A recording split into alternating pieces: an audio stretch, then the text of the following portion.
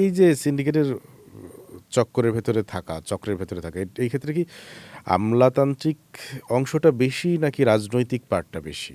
উভয়। এখানে আমলাতান্ত্রিক বলার কোনো অবকাশ নাই, এই জন্য টাকাটা তো আমলার না। না, কিন্তু যে সুযোগ দেওয়ার ক্ষেত্রে, একটু সুপারিশ না, করার সুযোগ ক্ষেত্রে, দেওয়ার ক্ষেত্রে এই ডিসিশনটা নেয় রাষ্ট্র, পার্লামেন্টে। এটা এনবিআর নিজে নিজে নেয় না, দেয় না, ওখান থেকে ঢুকাই নাই। এখন ওই ঢুকাবার সময় আমলার কি ভূমিকা আছে সেটা অন্য জিনিস, কিন্তু রাষ্ট্র তো ডিসিশনটা নেয়। রাজনৈতিক, হ্যাঁ, রাজনৈতিকভাবেই ডিসিশনটা নেয়, পার্লামেন্টই তো ডিসিশনটা নেয়। অর্থাৎ পার্লামেন্টকে খেয়াল করলে, যে পার্লামেন্টের 70% লোক হচ্ছে বিজনেসম্যান।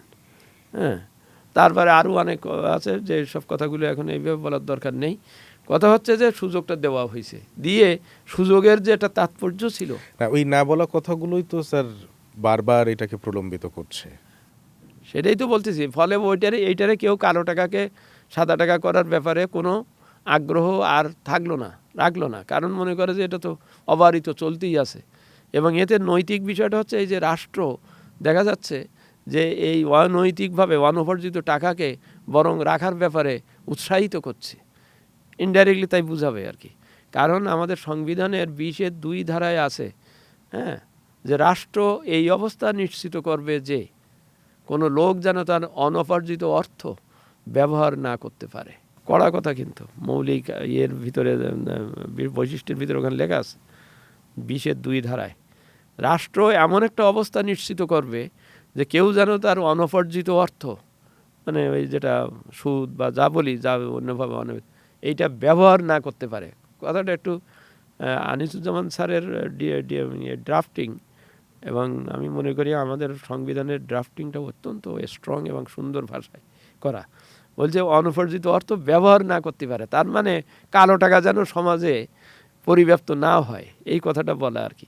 এটা নিশ্চিত করবার কথা লেখা আছে, রাষ্ট্র এই ব্যবস্থা নিশ্চিত করছে। সেখানে তো রাষ্ট্র নিশ্চিত করলো না, রাষ্ট্র আরও সময় দিচ্ছে যে আপনি রাখেন, আগামীবার দিয়েন, বা আপনার প্রশ্ন করা হবে না। এই যে কথাটা পরে শেষের দিকে এসে কয়েকবার বলা হলো, প্রশ্ন করা হবে না মানে কি?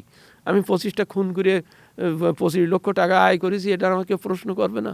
এবং এই প্রসঙ্গে যে সব টাকাই কি সাদা করার সুযোগ দেওয়া উচিত, যে উৎস বিবেচনায়? টাকা কিন্তু দুই প্রকারে সাধারণত কালো হয়। প্রথম কারণটাকেই সবাই সামনে আনে, যুক্তি হিসেবে আনে। যেমন আমি 10 লাখ টাকা দিয়ে জমি বিক্রি করলাম, সেই জমি আমি কাগজে দেখালাম 5 লাখ, ওখানে কিছু ওই ট্যাক্স বা স্ট্যাম্প ডিউটি কিছু বাঁচাবার জন্যে 5 লাখ দেখালাম, কিন্তু আমি টাকা তো পাইছি 10 লাখ। আচ্ছা, ফলে এই যে 5 লাখ, বাকি 5 লাখ, এইটা আমি তো দেখাচ্ছি 5 লাখ ওই দলিল, ওইটাই আমার ইনকাম ট্যাক্সের ফাইলও যাচ্ছে 5 লাখ। আপনি জমি বিক্রি করেছেন এই যে 5 লাখ টাকা, কিন্তু আমার কাছে আছে কিন্তু আরও 5 লাখ, মানে 10 লাখ। এইটা হচ্ছে পদ্ধতিগত কারণে, হ্যাঁ, আমার এইটা কালো হয়েছে। এটা কিন্তু অরিজিনাল টাকা, আমার ভালো টাকা, আমার জমি বিক্রি করা টাকা, এটা দোষের কিছু না, মানুষ খুন করে করা নেওয়া টাকা না। এইরকম কারণ দেখি, স্পষ্ট কারণ, যে আমি এটা জমি বিক্রি করছিলাম, তা আমার স্ট্যাম্প ডিউটিতে স্ট্যাম্পে এই লেখা আছে, এই বাকি টাকাটা আমার কাছে হয়েছে, এই যে দেখেন ব্যাংকে প্রমাণও আছে, কারণ ওই যে লোক টাকা দিয়েছে সে তো ব্যাংকে দিয়েছে, তো এই টাকাটা তা ওই ঠিক আছে, ওই আইনে যে আপনি ওই বছরের যা ট্যাক্স হয় ট্যাক্স আর 10%, এক বছরের যদি গত বছরের হয়ে থাকে 10% দেবেন, এই সুযোগটা রাখা আছে। কিন্তু অনেকে যেটা করে, হ্যাঁ আমার এরকম জমি বিক্রি করছিলাম, সেই টাকা হয়েছে, আমার কালো টাকা সাদা করতে দেবেন না কেন, হয়তো দেবেন না কেন, ওই কথা বলে ওই সুযোগটা করেই চোর ডাকাত বাটপার সকলের টাকাও একসাথে করে করা হয়ে গেছে। হ্যাঁ, তো সেই জন্যই উৎসর ব্যাপারটা নিয়ে, উৎস যদি সে ব্যাখ্যা করতে পারে সুন্দরভাবে, তার এটা কোনো কঠিন কিছু না, সে ওই নিয়মিত যেটা টাকা ট্যাক্স দিয়ে সে হয়ে যেতে পারবে। কিন্তু যে লোক দেখাতে পারবে না, বলতে পারবে না যেটা আমার জমি বিক্রির টাকা বা এই কারণে উদ্বৃত্ত টাকা, কথার কথা আমি পত্রিকায় লিখি আমি ওখান থেকে পেয়েছি, অনারিয়াম পেয়েছি, কিন্তু আমার দেখানো হয়নি। হ্যাঁ, এটা ন্যায্য কারণ, আমি সেইটা পরের বছর বলতে পারি যে আমার গত বছর এই এত টাকা দেখানো হয়নি ইত্যাদি। তা কী হবে, ওই 1 বছরের জরিমানাটা, আর ট্যাক্স যেটা হবার তো সেটা হবে।